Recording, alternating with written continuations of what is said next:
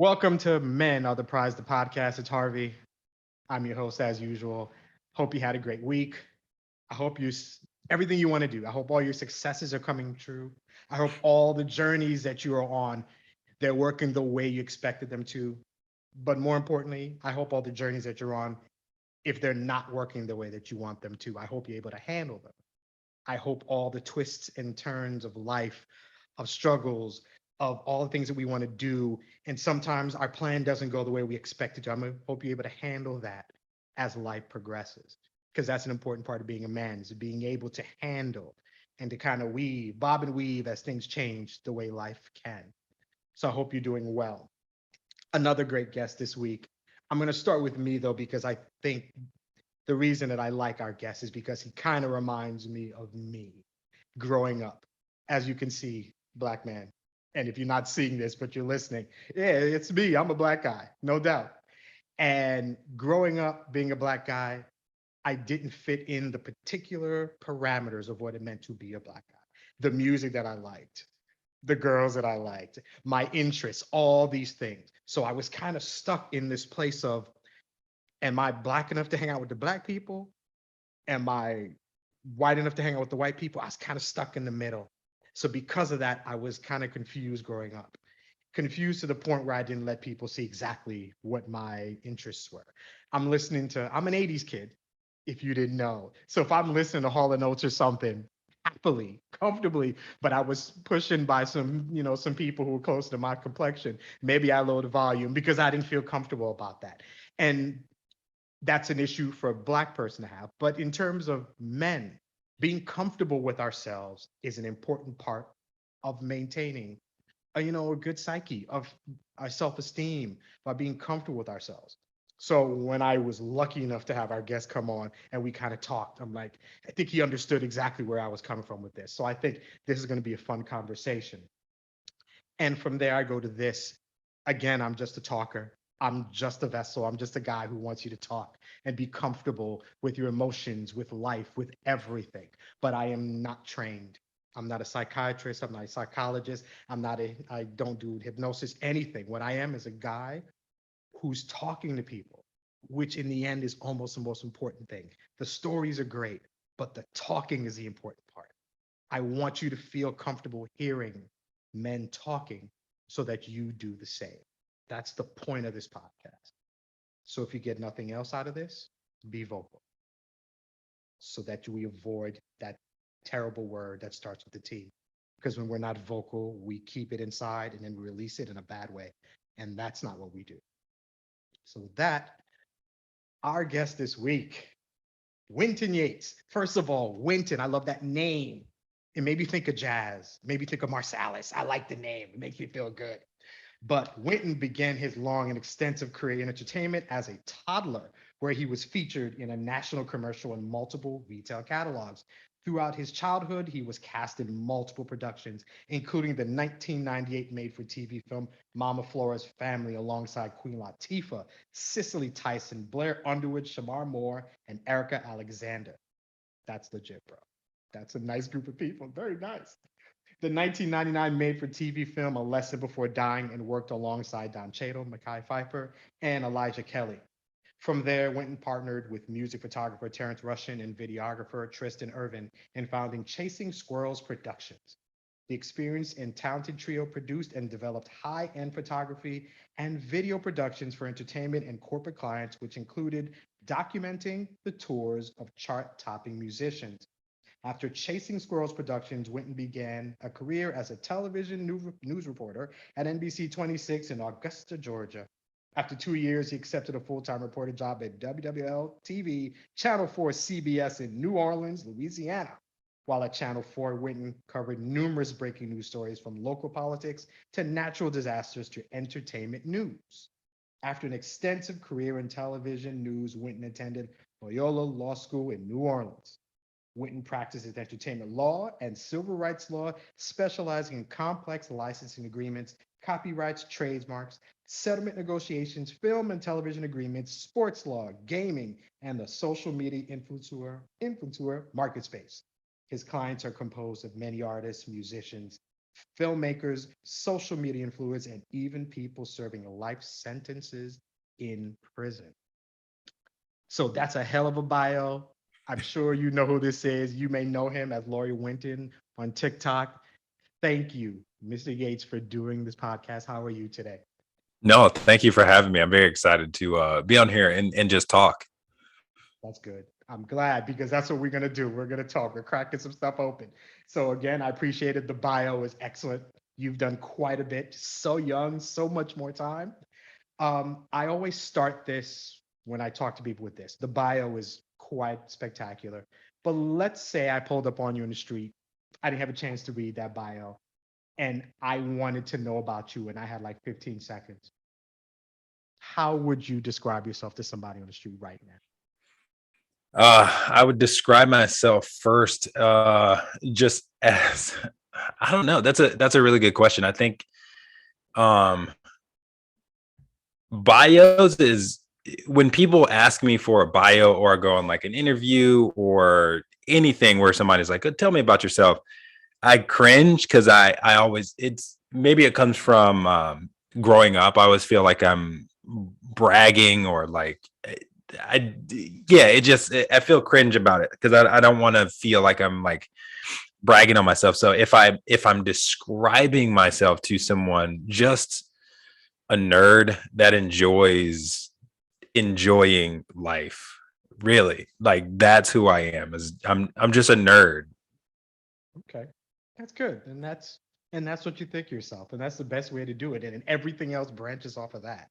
So I think that's a good way to describe yourself. Good starting point. So well done. This podcast, if you listened, you know how I do. My favorite word is prize because we men are the prize. So I took that word, I take the letters, and using some of the letters, I've come up with some words that I think fit as good characteristics of what men are. So the first letter in the word prize, the letters P, the word is purpose. Purpose, reason for which something is done or created or for which something exists. So, Mr. Yates, what is your purpose? That's actually one of my favorite questions in life in general because I think an individual's purpose can change over time. So your purpose now might not be your purpose in the future. It definitely can change, but I think my purpose right now is to help people, whether that's in a civil rights aspect or in the entertainment space. It's just help people, and what that help looks like just depends on what their needs are. Whether it's just they need some knowledge in a specific area, if they actually need me to physically do something for them to help them a advance their career, b advance their life in general, just help people. That's really what I want to do at this stage in my life because I think I've acquired so much knowledge in these specific areas of entertainment and or civil rights. I want to spread that knowledge as much as I can. I am not one to gatekeep. I don't like gatekeeping. When I find things out, I want to share it with as many people as I can who I think could benefit from it. And yeah, that's I really enjoy helping people and sharing as much of the knowledge that I have as I can. Okay. So you mentioned that, and I agree that purpose is not something that's set. It can change. You can have a multitude of purposes throughout your life. Do you remember when you discovered this purpose was the one for you? I think this purpose, where I am now, especially within entertainment, was a purpose that I've always carried with me since I was younger because I grew up in the entertainment space. I mean, I grew up as a child actor and model and all that stuff, and it was a lot of fun. Growing up, it was just a ton of fun. It wasn't something I was forced into or my brothers and sisters were forced into. It was actually something like we sought out and just enjoyed in the same way we would do sports like football or karate or baseball or anything like that. Like Yeah. going on auditions for things, even if we didn't book something, was just fun because you got to go in, you got to act, it was just storytelling, right? Right. Um, So I think my purpose within the entertainment space has always been with me. I just didn't know I didn't know what to call it until I got to where I am now, with being an attorney, knowing that, oh, that's what I wanted to help people within this space. I just didn't know what that looked like. Right. Um, so I've always known it was there. It was more of discovering what the actual title of that was, of the purpose was. I always knew what my purpose was in this space. I just didn't know what to call it, if that makes sense. I understand. I understand. Yeah, and that's not everything we do has a title. Maybe it's just a feeling. It's just what I'm supposed to do. And that's Exactly. Yeah. Yeah. Yeah. And it was the feel. Yeah, exactly. Because I grew up with my two best friends still, Terrence Russian and Tristan Irvin. We were running around Atlanta shooting concerts and shooting video and photography and all this stuff. And we were just creating. And it was always in the back of my mind of like, my friends are so talented, but how, like, we were seeing people's artwork get stolen. We were seeing people's photographs get used and they weren't getting compensated for it. And I was like, how do I help people with this? And then it wasn't until a few years later, when I was a news reporter, that I ended up meeting an entertainment attorney. And then it clicked. It was like, that's what I was looking for. okay. Okay, that's good. So you saw a need and you were there to kind of fill it and help people, which is good, which is good. Um, I've always found interesting. I talk to a lot of men on this podcast, and a lot of the issues, a lot of what ails us kind of comes up growing up. Our childhood has a lot to do with how we come up and what we've dealt with. And it sounds like you had the benefit. I mean, well, maybe I'll just ask. It sounds like childhood was fun. How was your childhood? I mean, you got to do fun things, Yeah. try to get jobs and stuff. But aside from that, did you enjoy being a kid, aside from the acting and entertainment stuff? Being a kid was a lot of fun. I was fortunate in the experiences and the opportunities that I had as a kid. A ton of fun. I got to try. My parents were very open with allowing us to try whatever we wanted to, whether it was acting, any sport that we wanted to try, anything in the art space that we wanted to try. Um, yes, very fortunate. Had a ton of fun. On the education side is where I really struggled because I grew up. I had a hard time in school, and there was a point where um, just couldn't get it right. So my parents couldn't figure it out. We just didn't know what was going on. Just nothing was clicking on the academic side, right? Mhm. So finally, my parents took me to the doctor, and they were like, "We don't know what's going on. Like, we can sit down. I could study for a test for 2 weeks and then just fail it. I would look at the test; it would look like Greek. Just didn't know what was going on, right?"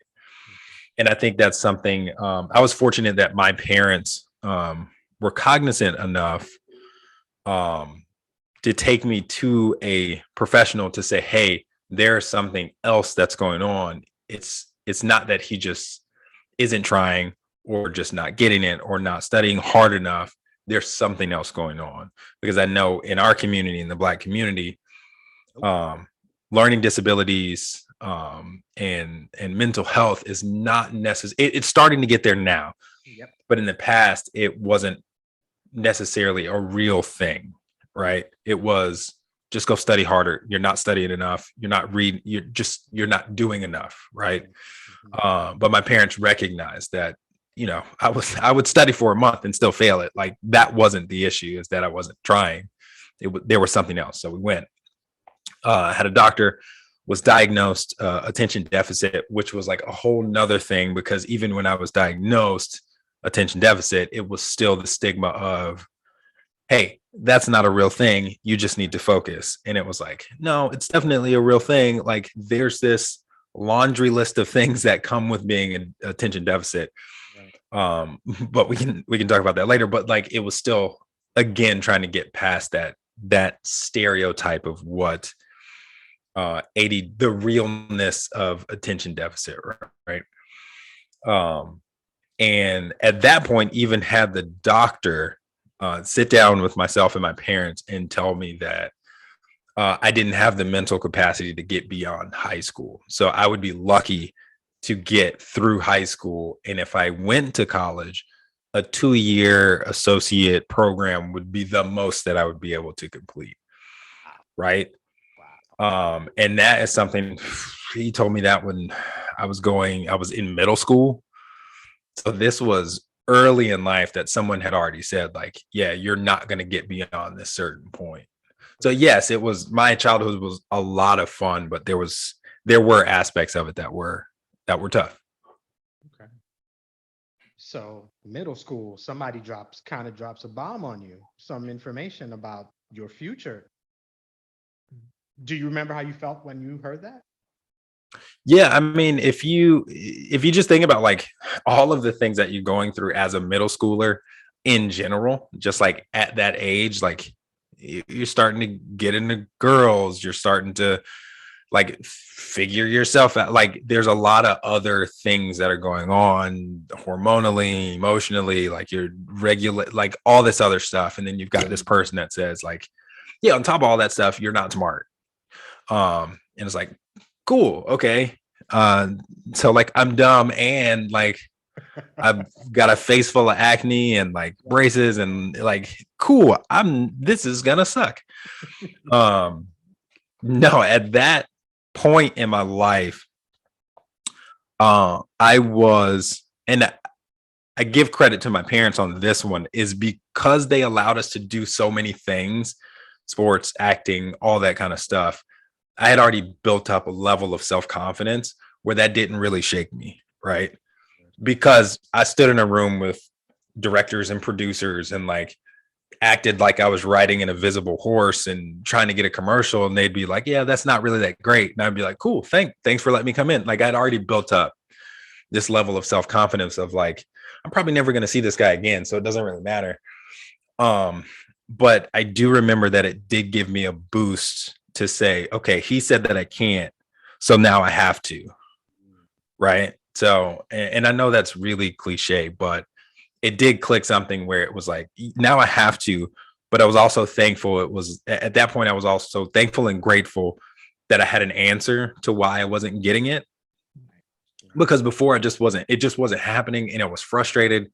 I was getting in fights and in school and all this stuff because I was frustrated. I couldn't keep up with my peers. They were like light years ahead of me, and I just wasn't getting it. Now I had an answer to say, okay, it's not because I'm dumb. It's because my brain works differently. Now that I know that my brain works differently, I know how to adjust what I'm doing. And then sped up. I caught up to everybody, and everything was fine after that. That's good. I can't help but kind of compare you to a certain young male TV character who kind of went through the same struggle, discovered his learning disability, and then became much better for it. But I'm hearing you say this, and I'm like, this is literally Theo Huxtable's whole struggle, isn't it? Oh yeah, Isn't it? yeah, yeah, yeah, Isn't yeah. this literally what he went through? So like, all right, forget that, whatever.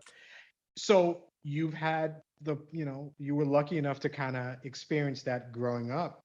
You're a parent, just like I am, given when you actually obviously in a good enough space where your children could do that. Would you want that for your kids to kind of have that experience of being in the entertainment field, acting, commercials, singing, stuff like that? What do you think? Yeah, if they want to. I mean, I think I would approach it the same way that it was presented to me as a kid. Like, if you want to, go for it. The day that you say you don't, like my mom was always like, the day you say you don't want to do it anymore, fine.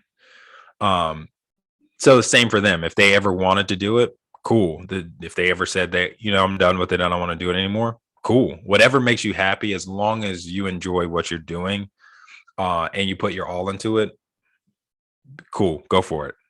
Cool. All right, I like that. The next letter in the word prize is R. The word is resilience, the capacity to recover quickly from difficulties, toughness. So you've lived a life like we all have. Is there a particular situation, a particular moment where you had to do, and you may have actually told us, but we'll ask, where you went through something profound, maybe not, and you Mhm. discovered that you had some resilience that you didn't know that you had? definitely overall the having a learning disability and being able to work with that all the way through law school, because law school honestly wasn't something that I thought about until later in life. Early in life, of course not. Right. Of course not. I was just trying to get through, graduate, be done with it, and like move on. And then later in life, it was like, okay, maybe law school actually is reality. I could do something like that. Um, Let me think. That's a really good question. I think there are a lot of moments of big resiliency and small resiliency, right? So like I think about my kids when I think about like resiliency at this moment. With them, it's just teaching them small resiliency moments, right? So like getting through these small moments of change, especially with my daughter. It's something that we're working on right now. Is like we go to the Y to go swimming the other day. The pump on the pool was broken, so the pool was closed, and she just had a meltdown. Oh, And we had already had like talks about, okay, this is one of those moments where the plan has changed, and now we just kind of have to say, okay, the pool pump is closed. It's out of my control. It's not something that it's not my fault that the pool is closed, that the pump is broken. right. I can't fix the pump. I've got to wait for them to fix the pump. Like it has changed. How can we see the positive in this, right? Um, yeah, let me think. I think I think it's hard for me to think about actual specific moments of resiliency just because I try not to hold on to those moments too hard so that I don't cycle on them and say, okay, well, how could I have done that different? Or should I have done that different? Or, oh, I really regret doing it that way. It's just kind of like, okay, cool, it's done. What's done is done. Let's deal with the consequences of what was done or the inaction of what was not done. Okay, how can we change it? Right. And I honestly don't know where I get that from. I think I've just always been that way of just like, okay, what's the plan? Let's do it. If something changes, okay, we got to change and do it a different way. So I don't know. I don't know. I think I've just always been that way. It's not a bad thing, I guess.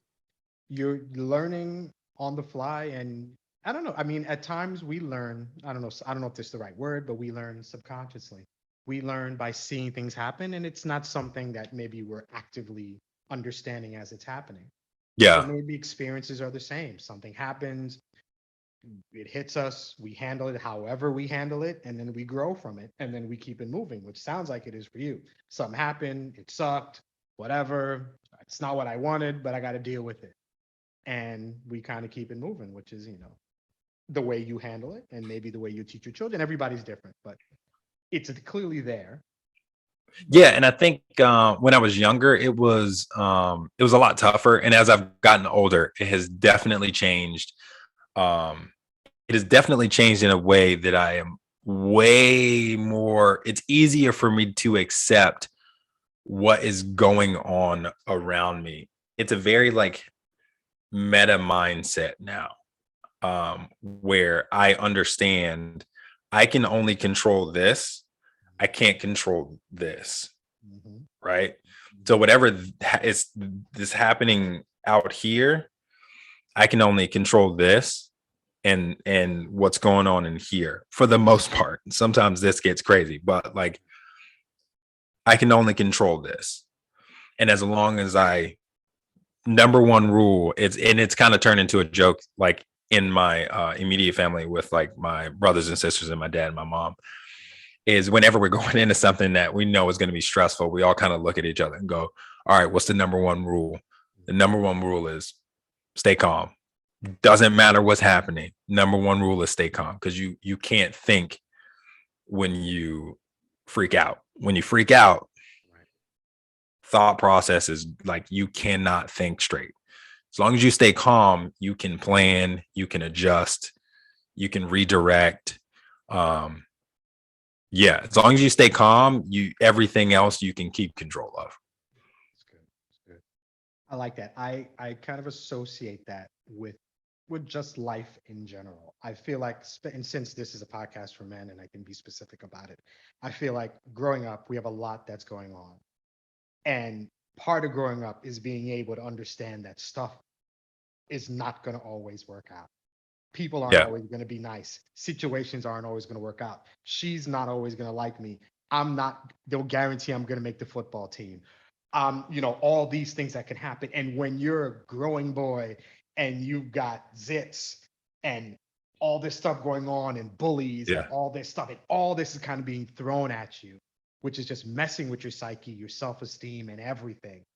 Being able to just kind of sit down and say, this is kind of life. And very few of us at that age can do this, but can kind of be like, okay, all this is really sucky right now, but all I can do is just do the best that I can.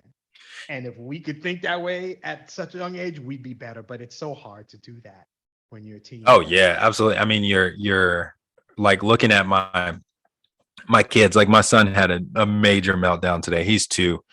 Mhm. And it's just because he was tired. He hit a wall, and it just anything you said to him was no. It was a major freak out. You could have asked him if he wanted ice cream. He was gonna freak out. Like he just kind of hit that emotional wall. And just looking at him, I could feel myself getting frustrated because in my mind as an adult, I'm like, dude, you're tired. Just go lay down. The answer is so simple. Right. But when you're younger, the problem might be like this, but it feels like it's this. Mhm. And then I had to take a step back, and my wife was handling it because she could see I was getting frustrated because it's like, dude, just go lay down. Just go lay down. The answer is just go lay down. Right. You're tired. I'm not tired, dude. You're tired. You're tired. I'm telling you what the answer is. We can skip all the other stuff. Like you're tired. I'm not tired. And it's like, all right, you're not tired. Go for it. And then he passes out. And it's like, Of course. Of course. go for it. But I think as I've gotten older, it's just a matter of like I enjoy the journey more now. And I used to think that was I hope you don't mind if I curse. Like I used to think that was the stupidest shit when people would say it's all about the journey. I'm like, no, Uh-huh. that's freaking dumb. Like I want the result. Like the result is the fun part. Right. As I've gotten older, it's like, yeah, okay, the journey is cool. I get it. I get it now. Mhm. Sometimes you got to change your perspective. That's what it is. And I think even with your situation with your son, it's easy to be like, just go. But to him, like you Yeah. were saying, the world is crashing. I don't know what to do about it. Yeah. Stop telling me how to fix it. I'm just mad. And Yeah. and that's life. And we deal with that situation in different ways as we grow up. But the point of growing Yeah. up is that that situation doesn't break you and you handle it better. And as a father, that's your job to raise Right. Yeah. so that when he's 14 or 16 or when he's 30 and he's in a car and he gets stopped by the police and something happens and he can't let himself get crazy because it can happen. To being able to Mhm. control ourselves is an important thing. So I understand. I've got 4 kids, like and I've got a young one who at times is just incorrigible and just like won't listen, and something you want to fix it, but you can't. And it is. Yeah. And it is. The next letter in the word prize is I, but I skipped that. We'll come back to that. The next letter, though, is Z. The word is zeal. I love this word. I love it. It just feels important. Zeal is enthusiastic devotion. What are you enthusiastically devoted to? At this stage in life, I'm enthusiastically devoted to life. Um, and again, it's super freaking cliche. But growing up, I was super enthusiastic about stuff, like just acquiring stuff, having a cool car, having cool clothes. Even though I went to Catholic school, I wore a uniform every day. Like just having cool stuff to say I have cool stuff. But now it's more so about just life experiences, hobbies, getting out and doing stuff, learning stuff. And if I look back and told my younger self, yeah, you will really enjoy learning new things, I would be like, yeah, you're an idiot. No, that's never gonna happen. But like, I really enjoy taking on new hobbies, new projects, learning new things, learning new skills, experiencing things.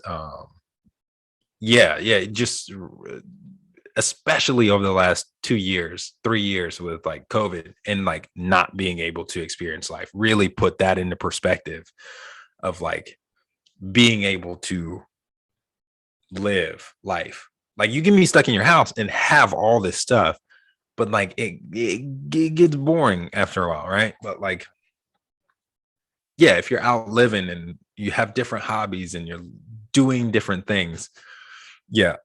I mean, I think that's what I'm enthusiastic about right now. That's that's good.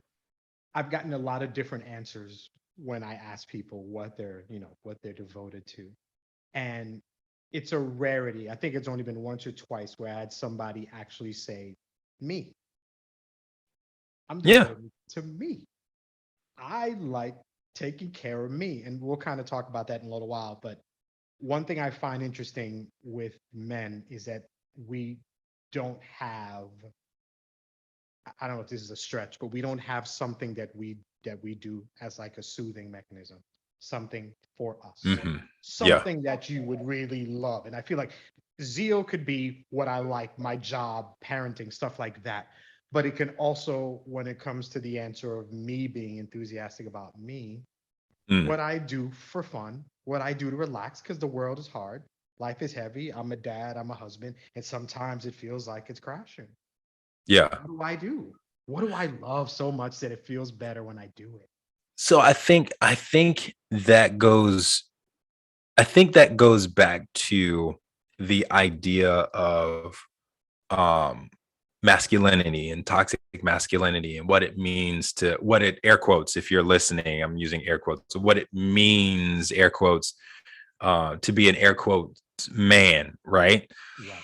So like until recently, the last couple of years, it wasn't it wasn't manly to be a nerd. It wasn't manly to have a hobby. Now, it was manly to have certain hobbies, cliche, say woodworking or like mechanic, like working on cars or, like traditionally air quotes manly activities, right? But to have a 3D printer and like be crafty in some way or be a gamer or those aren't traditionally manly. Those are thought of as childish, right? But I think those creative aspects unlock um, aspects of ourselves that we try to lock away. Those aspects of ourselves that really could soothe you in those stressful moments. I think that unlocking those parts of ourselves also goes back to helping you with your resiliency or your zeal or your purpose, right? Because if you have all of these different um, hobbies and do things that you really enjoy doing, you might actually find that your purpose is not this. Your purpose may actually be this, right? It may be more associated with something that you actually enjoy doing and not this what you're doing. um but like back to my opening point to this was I think being a man, air quotes again, was more important than taking care of yourself, right? Mhm. But if we really think about it, you can't really like do what you air lots of air quotes going around. So like lots of air quotes. I'm going to be Assume using the rest of lots the of time. air quotes. You can't really do what society expects of you as a man unless you're taking care of yourself, right? Like you got to take care of your mental, you got to take care of your physical, you got to take care of yourself to take care of the people around you. Yeah. I feel like there's tons of men who ended up just kind of growing up, went to school, got a job, maybe got married, had some kids, and they went through the typical expected life and just did a job just to do it. But it changes at some point because we all, no matter your circumstances, there is a point in everyone's life where you are daydreaming and dreaming constantly about, man, I want to do this. I want to grow up and do this. I want to have this. I want to live here. I want to accomplish this. And then we all hit a point where society says, yeah, no. You got to do that. This is what we expect you to do. Go this way. And then we push all this to the side and say, okay, those were childish dreams, childish daydreams. Now I got to step into what is air quotes manhood and start doing these things over here, not realizing keep a hold of all of those things over here because that is who you are. And unless you retain who you are, it's harder to step into that manhood role because you then have to go back to find who you are to then get comfortable in this manhood space. So just hold on to who you are, and then it's easier to make that transition into manhood. And there's a lot of these struggles that I feel like men have gone through. So it's these midlife crises, or you end up being your job. So what is a midlife crisis though? To me, a midlife crisis is somebody getting to a point and saying, fuck, I really hate what I'm doing. This is not what I enjoy doing. I like working on cars, or I like creating, I like being crafty, or I like gaming, or I like playing basketball, or I like doing this. And then you finally say, dude, I don't want to do this anymore. I want to do this. And then you see guys go off and buy a 2-seater Corvette. And you're like, dude, you're fucking 65. Why do you have that? I understand what they're doing. I see it and go, he probably always wanted that car since he was a kid. Finally got to a point where he was like, you know what? I'm going to do what I want to do.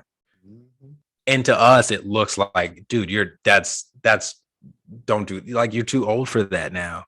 But to him, he's finally letting go of what society is expecting him to do and saying, I'm going to do something that I really enjoy doing. And that's driving this like fast, expensive car. Right.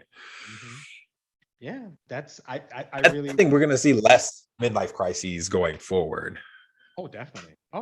Men are like, no, I'm doing. Well, I think for a few reasons. One, marriage is not as, I don't know what the right word is. Marriage isn't as expected, maybe. Now there's a lot of men who grow up and like, I'm fine if I'm not married, if I don't have kids, because that's kind of we grew up. We're supposed to be the provider. We do all that. But we're more in a stage where men are just like, you know what? I want to be a sculptor. I want to be a painter. And I may not do that with somebody. I'm just going to do what I want. And that may not work out with a partner.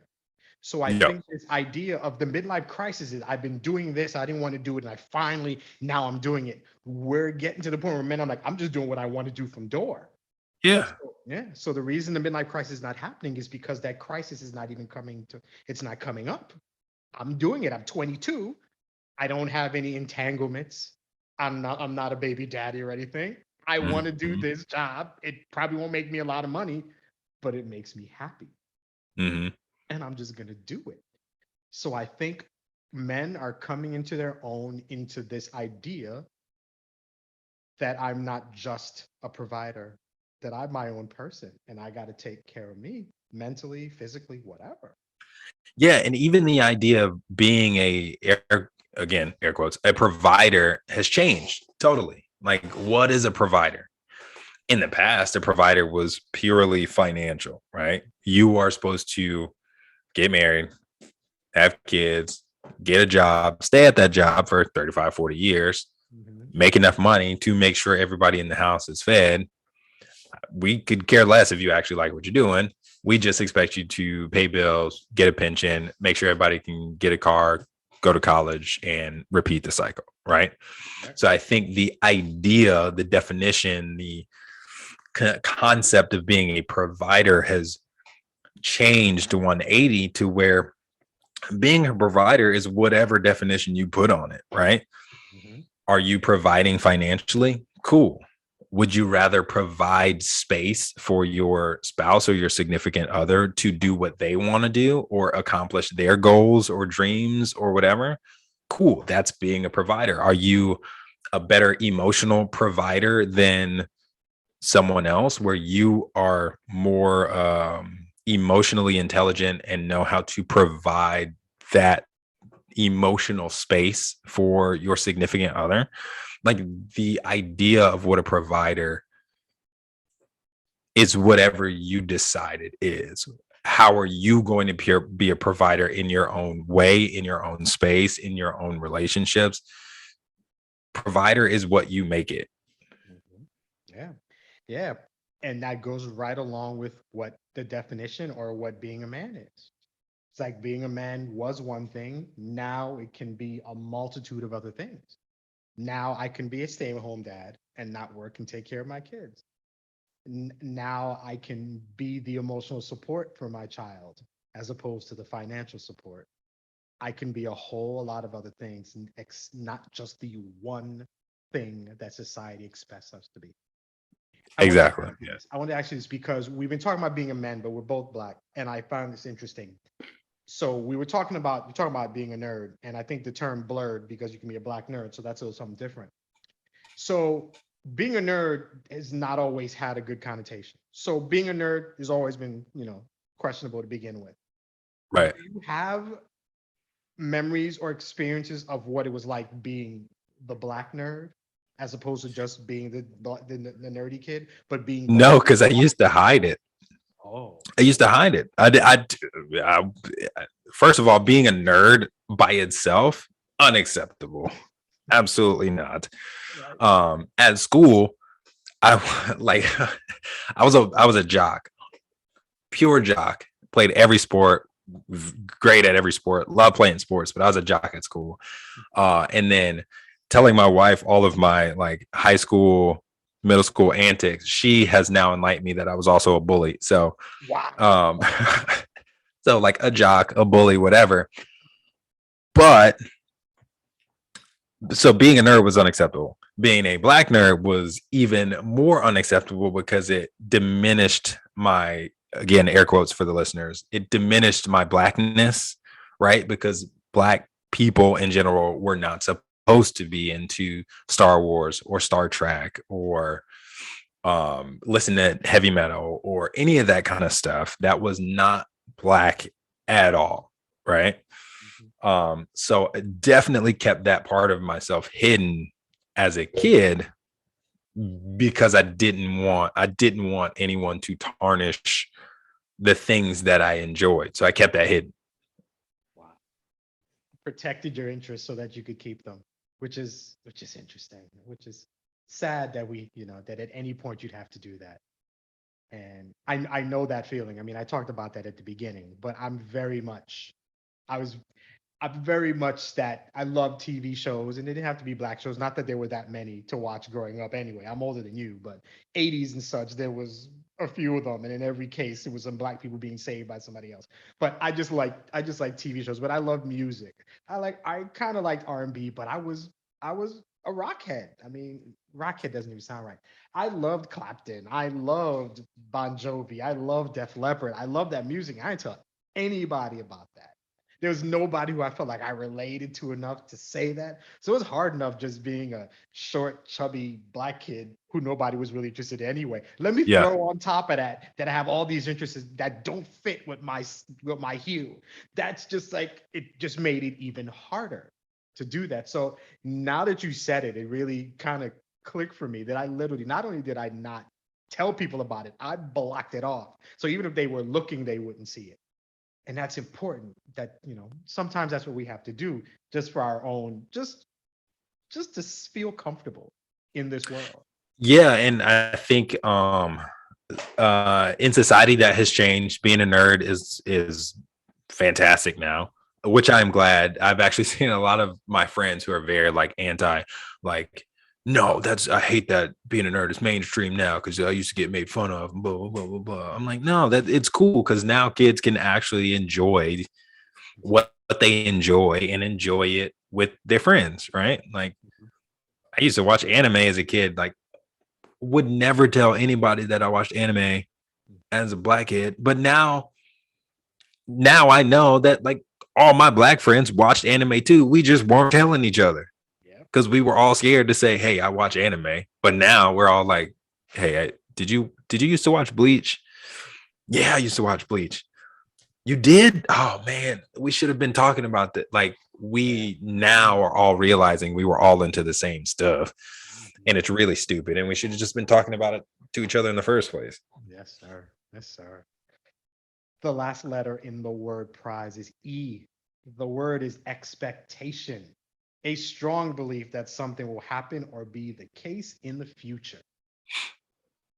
Let's go back. So, knowing about your learning disability, learning about the struggles and stuff that you had to deal with, can you give me an idea? And I know that you had aspirations, you're going to do big things, but do you remember what you expected of yourself, maybe first year, second year of high school, as you made your way through like the most important years of school? What did you expect of yourself? What were you planning to be in your, in your 20s and your 30s? What did you think you were going to be doing? Oh, I wanted to be a large animal vet, work at the zoo. I wanted to work with large animals like um orangutans and elephants and all that kind of stuff at the zoo because I grew up watching Steve Irwin and I always wanted to be like the black version of Steve Irwin. Did I ever tell anybody that?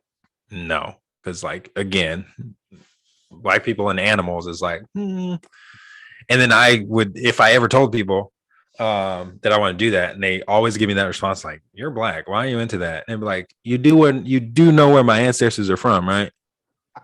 And they'd be like, what are you talking about? And then you would see it click. They'd be like, "Your ancestors from Africa," and I'd be like, Yeah. and they'd be like, "Oh," they'd be like, "Are you dumb?" Like, yeah, my ancestors used to be like one with nature. Are you stupid? Um, but yeah, that's what I expected. But then I got to college and I couldn't pass chemistry, but it was okay because it kind of goes back to purpose. Like I thought that was my purpose. And then the universe was like, nah, that's not your purpose. This is your purpose because it pushed me into the communications department. And then I met the professors who took me under their wing and like pushed me into the direction of broadcasting and like pushed me down this road of where I'm at now. So like, yeah, my purpose, going back to purpose changed. My expectation of what my purpose was changed. But that's what that's what I thought I was going to grow up to do. Okay.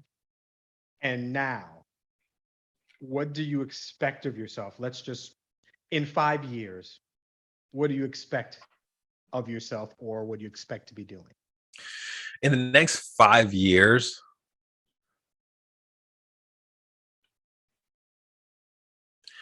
I expect to be in a place where I am as comfortable, if not more comfortable, than I am right now. Um, in all aspects of life. So like financially, emotionally, physically, with my family, marriage. Like if I can take as good as everything is right now in the next 5 years and like 10x that, Mhm. cool. Because at that point, like still young, but have the space and the opportunity to continue to spend time with my wife, my kids, experience things, do things. Because I know previous generations, like looking back at my parents, my friends' parents, they spent a lot of time working and not necessarily had the ability to do what we have the ability to do now, right? Mhm. To work remote, like not a thing in the past, right? Right. Or just not work at all.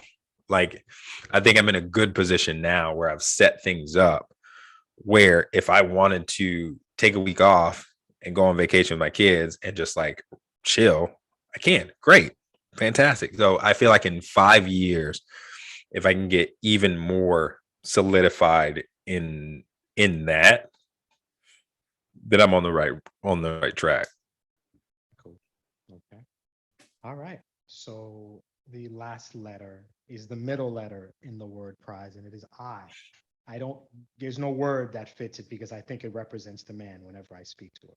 So if we kind of strip down and take the shackles, the titles and stuff off. So when you are not father, husband, best friend, attorney, actor, anything, when you're not any of those things, blurred, all of that stuff, when it's kind of just you at your base, by yourself, alone, who are you? That's a good question. I think if it's just me by myself, without all the extra bells and whistles,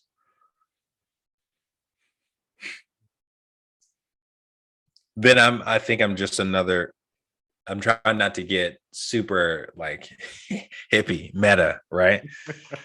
I think with without all the other stuff, without all the titles, without all the everything, I'm just another being on this planet trying to figure it out. That's it. I think that's what we all are. We're just, none of us have the answers. This is the first time for all of us. Like, none of us have been humans before. We don't know what's going on. We don't know what's going to happen tomorrow. Right. So, like, all of us are experiencing this for the first time. I'm experiencing being a 34-year-old Black man on earth for the first time. I don't have the answers. If I had the answers, I'd be mega super rich, right? Mhm. Yeah, I think we're all experiencing every day for the first time. So all you can do is enjoy the journey. Super cliche. I hate that I'm so cliche now. I hate it so much. But like, yeah, all you can do is enjoy it because we're experiencing all this for the first time. Every day. Every day is a first time. Cliches are there because a lot of the times they make sense. They fit a description. Like it's cliche, but that's because so many people say it because it fits. So there's nothing wrong with that. I think my favorite cliche is, we're all human beings, but we're really, like you just said, you are a human being as opposed to a human being. You're just a person being. You're just doing That's stuff. it. You're just That's kind it. of here. And I think that might be where that real description of us human being meant. It was really more, I'm a human just being here. And everything And I else is think fine. like I don't know. I think as I've gotten older, just realizing how small I am, not in like nothing matters type way, but like how small I am in the grand scheme of things is that I am not that important, not in like a woe is me depressive thing. Mhm. I am not so important to this world that I have to put my well-being, my mental health, what I enjoy doing, spending time with my family, spending time with my kids. I don't have to put all that to the side to do all of these things that I think society expects of me because I'm really not that freaking important. Nobody cares. I'd much rather now, as I've gotten older, now do the things that I enjoy doing. Because at the end of the day, if I'm literally sitting in this room, like working on um a 3D printed Star Wars helmet, watching, anime, nobody has any idea what I'm doing in here. And frankly, nobody cares unless I tell them or like I post it on the internet and let people like experience it with me. If I'm just sitting here, nobody cares what I'm doing. I'm not that important. So I might as well just enjoy it. Right. Right. So true. So true. Thanks for answering the questions in the prize mantra. I appreciate that. I have like four more questions, but they're kind of easy but shorter. What are you afraid of that you cannot control? Spiders. I love that. I don't like spiders either, but I'm a father, so that's literally in my vows. You No, know, that's love, yeah, no, love, honor, no, obey, and kill spiders. That's my no, thing. no, no. My wife does spiders. I'll do everything else. I don't do spiders. Don't do them. Don't do them. That's I fine. got I got bit by a brown recluse when I was a kid. Oh I no. don't do Oh, spiders. okay. That's okay. That's understandable. I got three girls in the house who, if I even say the word spider, they take a step back. Like even the concept of a spider is a problem. You have experience with them. My kids act like what happened to you happened to them, and it didn't. They haven't been spit. They haven't been bit. They've barely really been in a room with a live big spider. They've just seen them and run for cover. Oh yeah, no, I got bit. I've actually got a scar on my knee like that. Oh Um, yeah, I got bit by a brown recluse when I was a kid. So, like, there was like a bump on my knee. It ended up being like that high. It was about like that round. They ended up having like it was terrible. It's like scuba. It was terrible. Yeah, it was bad. wow. Okay. Yeah, Okay. so I do not like spiders. Feel you. I respect that. That's like a legit fear. I'm cool with that. So then the other side of that coin is what are you afraid of that you can control? Losing my mind. Mm, mm, mm. That's my biggest fear. Is losing control of my mind. Okay, I see you. All right. So one of the things that I've discovered while doing this podcast is that one of the reasons that men are not good at talking, which is the impetus for this show. But the reason that we're not good at talking is because we kind of don't have access to it. And when I mean access, I mean men talk. We speak. We have to. We can't go through life without it unless it's just something you can't do. But I feel like men would like to talk about emotions, about vulnerabilities, about struggles, but they don't have a person to communicate it to. Mm, Since we're not brought up to communicate, then we don't have a lot of people to communicate to because it'd probably be men. And that's not what we do. So we don't know how to take it in. So my question is this, aside from your wife, families, put that people all aside, do you have a person right now? How if you did something really dumb, some real dumb shit that you just and you can't even explain why you did it, that you could pick up the phone and call them and say, "Hey, I just did something really stupid. I don't even understand why I did it." Blah blah blah. Who you could talk to, who would listen to you, who would tell you that it was dumb, but when the conversation was over, you would feel better about it because you were released. That you could trust somebody enough to talk to. Do you have that person in your life? yeah, I go to therapy. Okay. Okay. Yeah, I think everybody should go to therapy. Like I will tell everybody to go to therapy. Even if you think you don't need it, just go try it out. Um, yeah, Yeah. no, for sure.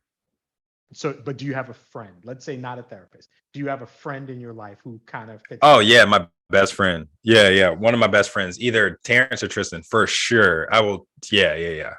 Okay. That's easy. Okay. Yeah. Yeah. And you say that, but it's not. It's not that easy. I've talked to these men, and No, it's not. it's like what? It's right up there with not realizing that you should soothe, that you should have something for yourself. The idea of having that person Yeah. and knowing that you're supposed to take care of yourself are two things that almost click with people when I ask. I think it's a So generational thing too. Like I think our generation, like Generation X, millennials, have realized the need for that. The idea of expressing yourself emotionally, again, traditionally is not manly, air quotes, is not a manly thing. You are not, as a man, you are supposed to not be emotional, right? That's why, that's when Hillary Clinton was going to run for president. One of the first things people started saying is women are emotional. And it's like, okay, so you're saying that men are not emotional. And we absolutely are. We're, if not more than women. by far. Yeah. We are emotional. We just don't, we have just gotten really good at keeping it inside, right? Yep. Yeah. Um, but no, I think our generation has figured out that you have to have an outlet for that, or you will freak out. Mhm. It's gonna come out. It Mhm. will come out at some point, probably the wrong time. It's probably gonna come out at the McDonald's cashier who's moving too slowly, Mhm. right? It's gonna come out. Why not just like let it out before the pressure builds too much? I had to learn that the hard way growing up. Of course, we all did. Um, but yeah, definitely have that person that you can call, that you can trust, to say, "Hey, am I am I thinking about this wrong, or am I did I do something wrong, or what do you think about this?" And run it past, and that's really going to give you some honest feedback. Now, my best friends are going to call me a dumbass at the end of it, And but that's they're gonna give me straightforward, honest reaction for sure. and that's fine. And that's what I think most men need that because we're gonna it's gonna be a serious conversation, but at the end we're like, oh, that was dumb. You're a dumbass, whatever. But you're gonna leave that conversation laughing, but relieved, which Oh is an yeah. important thing. And that's the thing. Get it all out and let it go. And it's got to be such a stress reliever, such a relaxing thing. Okay, I was dumb. I know it. My boy told me I was dumb. And he's probably going to remind me about it for years to come, but it's out. And I'm Yeah. cool with that.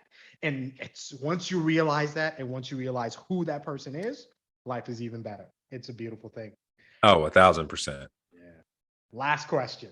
A little deep, Mhm. but we'll see with it. So I was talking to another gentleman. I was doing this pod, and we were kind of we were talking about love because most of the men I have this podcast with are married or in relationships, and we're Mm. talking about love and such. And he said something that I found really interesting. And he said the woman that he's married to is the first person that really connected, the first person that really took the time to get to know him.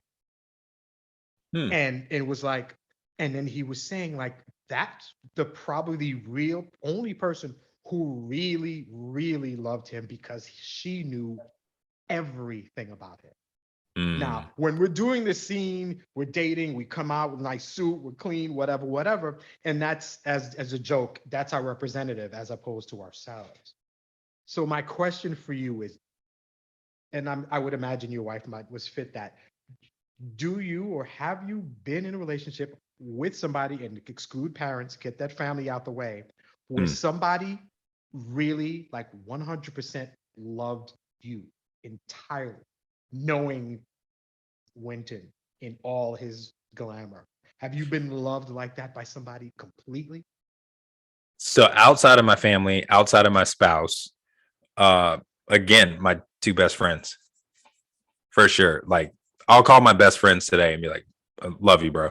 Mhm. Like, they don't that we connect on every level. All of our interests are the same. We have experienced highs, severe lows. Like, um, we were privy to each other's biggest mistakes in life, biggest accomplishments in life. Like, if anybody outside of my wife knows me to like my core, is my best friends. And then they will still, you know, still love me as like a best friend, knowing all of my deepest flaws. Mm, that's good. I asked that question, and at first, it sounds like I'm talking about the people, the relationships that you have. But in the end, that question isn't really about the people you know. It's really Yeah. about you. Yeah. Who who have you been comfortable enough to say everything to? Who have you told everything to? It says a lot to me about self-esteem, about just being comfortable with yourself. Who you've told everything, the dirty, Yeah. stupid, the embarrassing stuff, that a level, that level of comfort is says a lot about you, that you could tell. And everybody may not be accepting of you, but the fact that you could do it says a lot about you. Yeah. I think it's also earned though, right? So like, Mhm, there are some people that I've definitely met and understood right off the bat they need to know not that much about me. Like, Mhm, let's keep this as shallow as possible. mhm, mhm. Um, so I think it's just an awareness. It's an awareness of people's intentions, people's um personalities, how they're experiencing and moving through life as well. Um, because you do like at the same time that I'm open with my family, open with my wife, open with my best friends. Definitely guarded and still guarded in a similar way to when I was younger because I still want to hold fast to the things that I enjoy and keep them untainted and unblemished by outside thought and hand and feeling and people putting their 2 cents in and saying, you know, you really like doing that? Like you do that? Like, yeah, I do that. I enjoy what do you? Yes, I could care less. I didn't ask whether you appreciate what I'm doing or not. Thanks for chiming Offering. in, right? But I can call my best friends and be like, "Yo, I just watched this movie. It was great." Or I just tried this, or I think I'm gonna try this new hobby, or I'm doing this, and they'd be like, "Oh, cool, bro. Let me know how it goes." Like, cool. Maybe if you like it, I'll try it. Yeah, that's good. That's excellent. That's a great answer. I appreciate that. Okay. So, first of all, amazing conversation. Thank you so much for opening up and just kind of going with these questions and kind of this conversation. Where can people find you? You can generally find me anywhere on social media. I am most heavily present on TikTok at the moment. My handle is Lawyer Wynton. That is my handle on everything. So TikTok, Instagram, and Twitter. I'm on Facebook. I rarely get on Facebook. So if you message me on Facebook and don't hear from me for like 2 weeks, it's because I don't get on Facebook. Um, but I'm mainly on TikTok, and then I have links and everything on there where you can find all my websites and all that stuff, and email and all that kind of stuff. So yeah, mainly on TikTok. All right. Thank you. This was such a cool conversation. I'm really glad we got to talk. I No, think this was a lot of fun. Yeah. that's cool. All right. Thank you to everyone who is listening. Of course, a shout out to the smooth voice that you heard at the beginning. That is Kristen McGriff. She has her own podcast called Candid Shop Podcast. Give her a shout. But I wanted her voice because it's smooth as hell. It's a nice way to slide into men talking and a nice way to slide out. So, Kristen, as usual, thank you so much. And to thank all of the listeners slash watchers who have watched and listened to Men of the Prize, the podcast, where your inner monologue is revealed. Have a great week and I'll talk to you soon.